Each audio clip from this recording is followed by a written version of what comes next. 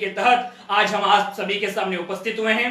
तो दोस्तों, मैं प्रारंभ करता हूं राष्ट्रीय कवि की पंक्तियों द्वारा कि एक पंक्ति है, उनके माध्यम से मैं प्रणाम करना चाहूंगा जीजाबाई को, मैं प्रणाम करना चाहूंगा गुरु रामदास को, मैं प्रणाम करना चाहूंगा दादा कोंडदेव को, मैं प्रणाम करना चाहूंगा छत्रपति शिवाजी को। तो पंक्तियों के माध्यम से कि नारियों को जननी के जैसा मान देने वाले, कि नारियों को जननी के जैसा मान देने वाले जीजाबाई वाले संस्कार को प्रणाम है। कि दोस्तों, जब हम छत्रपति शिवाजी के नारी के प्रति दृष्टिकोण को देखते हैं तो मुझे एक घटना याद आती है। जब छत्रपति शिवाजी अपने सैनिकों को कल्याण का किला विजय करने के लिए भेजते हैं, प्रस्थान कराते हैं, तब वहां के सेनापति उस किले को जीत लेते हैं। उस गढ़ को जीतने के बाद वहां की एक खूबसूरत महारानी, मुगल महारानी को वहां से सोचते हैं कि वो छत्रपति शिवाजी के सामने पेश करेंगे तो छत्रपति शिवाजी खुश हो जाएंगे और उन्हें सम्मान करेंगे। ऐसी सोच लेकर वो सेनापति महाराज छत्रपति शिवाजी के पास जाते हैं और दरबार में जाते से ही छत्रपति शिवाजी को मुजरा करते हुए बोलते हैं, महाराज, हम आपके लिए मुगल महारानी लाए हैं। कल्याण का किला जीतकर मुगल एक बेहद खूबसूरत मुगल महारानी लाए हैं। तब छत्रपति शिवाजी की आंखें क्रोध से लाल हो जाती है, शर्म से झुक जाती है और वो कहते हैं अपने सेनापति को, क्या हिंदवी स्वराज का लक्ष्य किसी महिला का अपमान है? क्या हिंदवी स्वराज का लक्ष्य भारत मां का अपमान है? सेनापति, यह हिंदवी स्वराज का लक्ष्य भारत की अस्मिता की रक्षा है।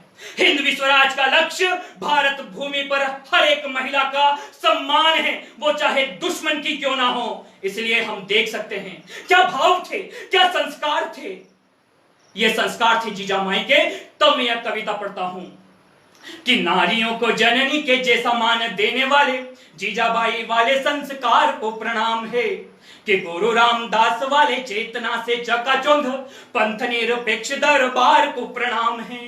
तो शत्रुओं को मिली ललकार को प्रणाम मेरा, माता भवानी की तलवार को प्रणाम है, और शूरता के दिए परवार को प्रणाम मेरा, हिंदवी सम्राट हिंदवी स्वराज सम्राट को प्रणाम है जी, हिंदवी स्वराज सम्राट को प्रणाम है। कि दोस्तों, जब 1657 के बाद 1557 के बाद विजयनगर से भगवा ध्वज उतरा तो पूरे भारतवर्ष में एक ऐसी विकट परिस्थिति उत्पन्न हुई कि उस समय पर, उस दौर में व्यक्ति हिंदू कहने से में शर्म आने लगी। कत्लेआम शुरू हो गए, मुगल आताताई मंदिर तोड़ना, हमारी संस्कृतियों को नष्ट करना, माता बहनों के शील उजाड़ना, ऐसे तमाम प्रकार के अनैतिक कृत्य भारत में प्रारंभ कर दिए गए। कोई स्वप्न में भी नहीं सोच सकता था कि पुनः इस भारत भूमि पर भगवा ध्वज लहराएगा। कोई कल्पना नहीं कर सकता था। पूरा की पूरे आत्महीनता से ग्रसित हो गए थे।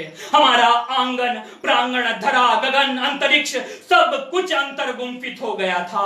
कुछ पल के लिए लगा कि सब कुछ समाप्त हो चुका है, भगवा ध्वज उतर चुका है। अब पुनः हिंदवी स्वराज की स्थापना नहीं होगी, कोई हिंदू शासक नहीं बनेगा, फिर सुशासन नहीं आएगा, फिर कोई किसानों की नहीं सुनेगा, माता बहनों को सम्मान नहीं मिलेगा। ऐसी परिस्थिति जब भारत में बन गई तो कहते हैं, यदा यदा ही धर्मस्य ग्लानिर्भवतु भारत अभ्युत्थानम धर्मस्य तदात्मानं सृजाम्यहम्। तब जब इस धरती पर अधर्म का साया बढ़ेगा, तब इस देश पर, इस पृथ्वी पर, इस भूमि पर महापुरुष का जन्म होगा। तो ऐसे समय में छत्रपति शिवाजी महाराज का जन्म होता है शिवनेरी के किले में, जीजाबाई और शहाजी राजे भोसले के यहाँ पर। तब हम बोल सकते हैं कि तब शिवाजी महाराज का जन्म होता है और उसके साथ ही इस देश में एक ऐसे व्यक्तित्व का जन्म होता है जिसने भविष्य में नियति को चुनौती दी थी। अब जैसे जैसे छत्रपति शिवाजी बड़े होते हैं, जीजा माता और शाहजी राजे के घोंसले में वे आगे बढ़ते हैं। अब शाहजी राजा आदिल शाह के सेनापति थे, तो एक बार बाल शिवा को वो आदिल शाह के दरबार में ले जाते हैं और आदिल शाह के दरबार में ले जाते हैं और उस बाल शिवा को बोलते हैं कि तुम आदिल शाह को मुजरा करो, आदिल शाह को प्रणाम करो, आदिल शाह को सलाम करो, आदिल शाह को सलाम करो। तब वो बाल शिवा सोचता है, अपने मस्तिष्क में विचार लेता है कि मैं क्यों इस विदेशी आक्रांताओं को, इस विदेशी मुगल को मैं सिर झुकाकर नमन करूं। आप सोचिए, ऐसी बाल उम्र में इस प्रकार का विचार छत्रपति शिवाजी बाल शिवा के मन में कूद गया था। वो नहीं झुके, वो नहीं झुके, वो नहीं झुके, वो हिंदवी स्वराज के लिए नहीं झुके, वो भारत माता के रक्षा के लिए नहीं झुके, वे विदेशी मुगल आक्रांताओं के सामने नहीं झुके। अंततः आदिल शाह ने बोला कि इस बालक को ले जाओ, ये बालक छोटा है। आदिल शाह की ये सबसे बड़ी भूल थी और ये हिंदू समाज की, ये हिंदू भारत की, ये भारतवर्ष की एक बड़ी जीत थी और वो वहां से निकल गए। उसके बाद शाहजी राजे ने, भोसले ने उन्हें पुणे के किले पर माता जीजाबाई और दादा कोंडदेव के साथ रहने के लिए भेज दिया। आगे की शिक्षा दीक्षा, जिसमें जीजा माता ने कई प्रकार के साहित्य, रामायण, महाभारत और ऐसे अन्य धार्मिक ग्रंथ पढ़ाए। और जब रावण और राम का प्रसंग जब छत्रपति बाल शिवा को सुनाया तो उन्होंने कहा कि जिस प्रकार से मैं माँ, जीजा माँ, जब मैं देखता हूं कि यहाँ पर अत्याचार हो रहे हैं तो हम क्यों नहीं रावण की भांति राम बनकर, रावण की भांति राम बनकर, राम की भांति हम रावण जैसे इन आताताइयों को क्यों नहीं मार देते। ऐसे ऐसे शिक्षा दीक्षा आगे बढ़ती गई और छत्रपति शिवाजी बड़े होते गए और 13 से 14 वर्ष की उम्र में उन्होंने अपने आसपास के दोस्तों को एकत्रित कर हिंदवी स्वराज के लिए शिवलिंग के सामने बिल्व पत्र चढ़ाते हुए उन्होंने संकल्प लेना प्रारंभ किया। 14-15 वर्ष की वो आयु होगी। अपने अपने छोटे छोटे बच्चों के 8-10 मामलों को लेकर उन्होंने संकल्प लेना प्रारंभ किया। उन्होंने तय कर लिया कि अब हमें संकल्प लेना होगा, यही समय है कि यदि आज हमने लक्ष्य ले लिया तो निश्चित है कि हिंदवी स्वराज का संकल्प पूर्ण होगा। और उन्होंने एक बिल पत्र चढ़ाते गए और संकल्प लिया कि जब तक मैं भारत माता को, भारत माता की अस्मिता को, भारत माता की सुरक्षा को पुख्ता नहीं कर लेता, जब तक मैं हिंदवी स्वराज का रक्षण नहीं कर लेता, तब तक मैं शांति से नहीं बैठूंगा। हमारा आमचे राज्य हवे, विदेशी राज्य कदापि न को। इस भाव के साथ, इस मंत्र के साथ, इस उद्देश्य के साथ छत्रपति शिवाजी महाराज ने 14 से लेकर 18 वर्ष की उम्र में किले जीतना प्रारंभ किए। तोड़ना का किला, कोंडाला का किला, ऐसे तमाम प्रकार के किले मुगल सैनिकों को कूटनीति के माध्यम से घूस देकर प्रारंभ कर दिए। और वहीं दूसरी ओर मौलाना अहमद को मारकर, उस पर हमला कर वहां पर 3-4 किले वहां से जीतना प्रारंभ कर दिए। जब औरंगजेब को इस बात का पता चला कि एक बाल शिवा किले जीत रहा है, तो तब उनके सेनापति शाहजी राजे भोसले, जो कि छत्रपति शिवाजी के पिता थे, उन्हें कैद में ले लिया। अब जब छत्रपति शिवाजी को ये बात की भनक लगी, जब 18 वर्ष की उम्र होगी, तो आप सोचिए उस समय में क्या कूटनीति होगी, क्या कूटनीति छत्रपति शिवाजी के दिमाग में चल रही होगी। तब छत्रपति शिवाजी महाराज ने उत्तर के आलमगीर को पत्र लिखा कि आलमगीर महाराज, हम आपके सीमाओं की रक्षा करेंगे, हम आपकी सेना की रक्षा करेंगे, हम आपकी रक्षा करेंगे। आप हमारे पिताजी को छुड़वाइए, हम आपके तमाम शर्तों को मानने के लिए तैयार हैं। उन्होंने कूटनीति चाल चली और आलमगीर ने, जो उत्तर का जो आलमगीर था, उसने आदिल शाह को खत लिखा कि यदि तुमने शाहजहां को नहीं, अपने शाहजी राजे भोसले को नहीं छोड़ा तो हम आप पर आक्रमण कर देंगे। तो इस भाव के साथ उन्होंने, इस कूटनीति चाल के साथ शाहजी राजे भोसले को छोड़ दिया और 7 वर्षों तक छत्रपति शिवाजी शांत रहे। आप देखिए क्या विवेकशीलता है, क्या कूटनीतिक चाल है कि कब उन्हें शांत होना है, कब मौन रहना है, कब बोलना है, किसको पत्र लिखना है। इतनी सी बाल उम्र में उन्होंने ये प्रारंभ कर दिया था। और 7 वर्ष तक जब उन्होंने कार्य पर अपनी सेना को बड़ा करा, सेना को बढ़ाया, किले धीरे धीरे किले जीते। जब 40 किले जीत लिए तो आदिल शाह को फिर गुस्सा आया कि एकदम से क्या हो गया। तब आदिल शाह की बड़ी बेगम ने अफजल खान को छत्रपति शिवाजी को मारने के लिए भेजा। आप समझ सकते हैं, अफजल खान 8 फीट लंबा चौड़ा मांस मटन खाने वाला निकल पड़ा छत्रपति शिवाजी महाराज को मारने के लिए। अब वो छत्रपति शिवाजी महाराज को उकसाने के लिए मां भवानी का मंदिर तोड़ते हुए आगे बढ़ता चला। उसने लाखों लाखों लोगों को मौत के घाट उतार दिया, माता बहनों की इज्जतों को लूटा। मंदिर तोड़ते हुए छत्रपति शिवाजी को उकसाने मात्र के लिए वो आगे बढ़ता गया। पर छत्रपति शिवाजी महाराज को पता था कि यदि इस क्रूर आक्रांता अफजल खान को मारना है तो मुझे कूटनीति चाल चलनी होगी। जब अफजल खान आगे आया तो प्रतापगढ़ के किले में चल गए, जो कि घने जंगलों में बसा हुआ प्रतापगढ़, उस किले में चल गए और उन्होंने अफजल खान की संधि को स्वीकार करते हुए मिलने के लिए उन्होंने तैयारी की। और जब मिलने की तैयारी की तो छत्रपति शिवाजी समझ चुके थे कि निश्चित तौर पर एक बहुत बड़ा षड्यंत्र है। इससे निपटने के लिए उन्होंने सर पर टोपी के अंदर लोहे की परत चढ़ाई, अंदर पूरा लोहे का पूरा अपना कवच तैयार किया। वाघनख जो कि महत्वपूर्ण है, ऐसे वाघनख अंदर की साइड छुपा के रखे। और जब वो छत्रपति शिवाजी अफजल खान के सामने मिलने गए तो उन्होंने अफजल खान को देखा, उनसे 2 गुना लंबा चौड़ा अफजल खान जैसे ही गले छत्रपति शिवाजी को दबोच लिया और मारने का पूरा प्रयास। किंतु छत्रपति शिवाजी चतुर थे, उन्होंने दोनों अपने वाघनख से उसकी छाती फाड़ दी और अफजल खान दगा दगा दगा करते हुए वहीं पर ध्वस्त हो गया। और यह सबसे बड़ा संदेश वर्तमान भारत के आम जन में गया कि भारत में पुनः नियति को चुनौती देने वाला यदि कोई हो सकता है तो वो छत्रपति शिवाजी हो सकते हैं। ऐसे छत्रपति शिवाजी ने अपने से 2 गुने हट्टे कट्टे अफजल खान को चित्त कर दिया और भारत को एक नई आशा की किरण दिखाई देने लगी। शोषित, प्रताड़ित, भयभीत लोगों को एक आशा का उजाला देखने को मिलने लगा। तो दोस्तों, ऐसे ही छत्रपति शिवाजी महाराज आगे बढ़ने लगे। जैसे ही ये औरंगजेब को खबर पहुंची तो उसने धीरे धीरे सिद्दी जोहर शाइस्ता खान को भेजा, सिद्दी जोहर को भेजा। तो आप देखिए किस प्रकार की कूटनीतिक रणनीति सिद्दी जोहर के लिए अपनाई। सिद्दी जोहर ने छत्रपति शिवाजी को चारों तरफ से घेर लिया। अब छत्रपति शिवाजी को घेर लिया तो छत्रपति शिवाजी ने सिद्दी जोहर को अपने पास निमंत्रण भेजा कि हम आपसे संधि करना चाहते हैं, और उधर औरंगजेब को भेजा कि सिद्दी जोहर ने आपसे दगा करा और हमसे संधि कर रहा है। इतने में औरंगजेब और सिद्दी जोहर की लड़ाई हो जाती है और छत्रपति शिवाजी वहां से निकल जाते हैं और बाजी प्रभु पांडे, जो कि आप सभी को पता ही है कि किस प्रकार से इसमें उन्हें शहादत प्राप्त होती है। तो ये घटना देखने को मिलती है किस प्रकार से वो रणनीतिकार थे, किस प्रकार से कूटनीतिज्ञ थे। तो ये तमाम प्रकार की चीज हमें सीखने को यहाँ पर मिलती है। तो दोस्तों,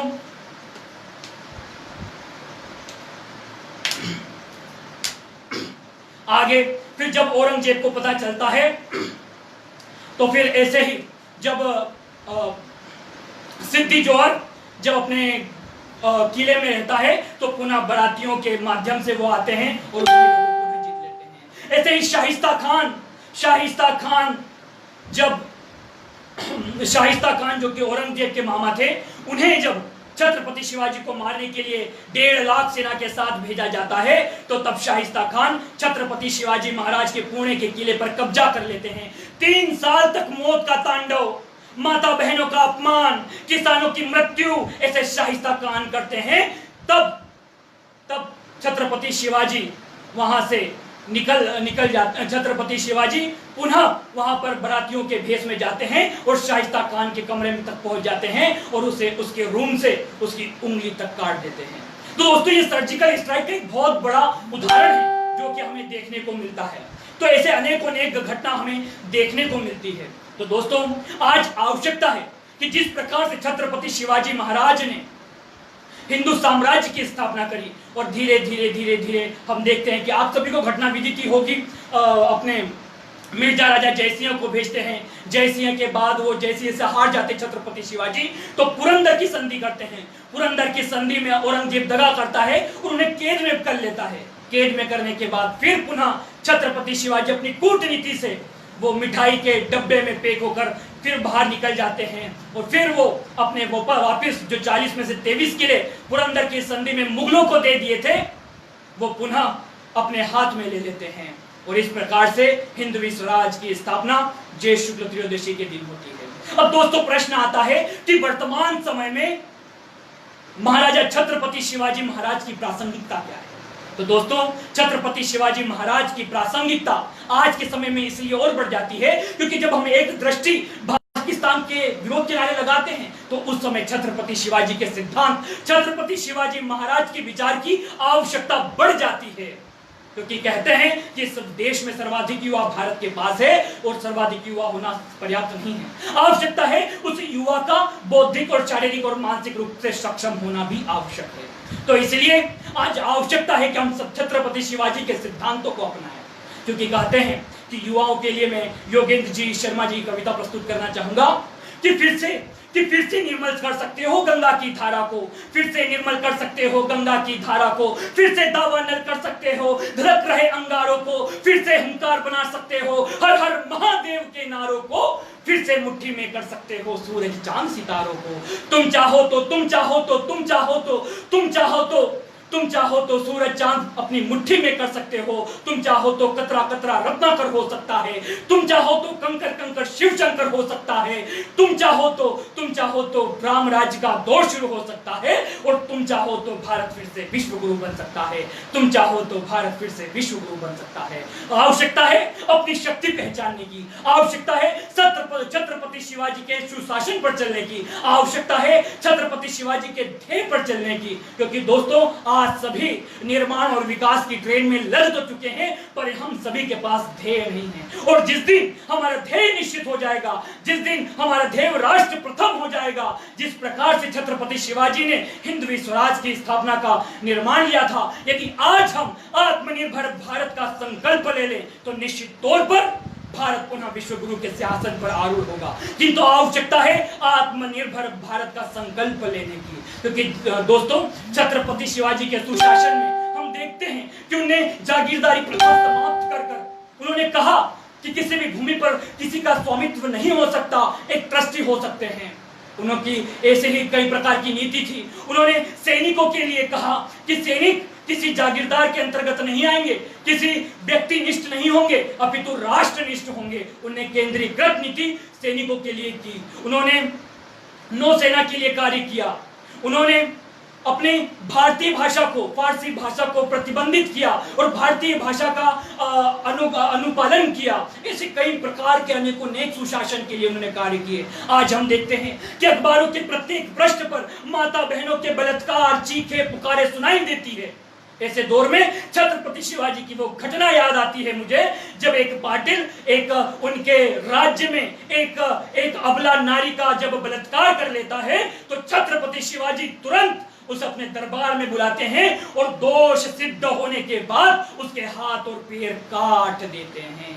दोस्तों, आज जब भारत के अंदर जब एक बलात्कार के आरोपी को 8-8, 10-10 साल तक बलात्कार की सजा, उसे फांसी की सजा नहीं होती, तब उस देश को आवश्यकता है, उस देश की न्याय प्रणाली को आवश्यकता है कि वो छत्रपति शिवाजी का अनुपालन करे। आज हमारे देश में देखते हैं दोस्तों, लॉकडाउन के माध्यम से हमारे देश में कई मजदूर पलायन के लिए मजबूर हो गए हैं। ऐसे दौर में आज आवश्यकता है कि हम छत्रपति शिवाजी के माध्यम से उनके विचारों पर चलकर हम उनकी सेवा करें। और हमें वो देखने को भी मिलता है, आज जब हम बाईपास पे जाते हैं तो हर 10 किलोमीटर पर उन मजदूरों की सेवा के लिए लोग तत्पर होते हैं। सरकार जो करेगी, हम आलोचना भी कर सकते हैं, पर हमारी क्या भूमिका है?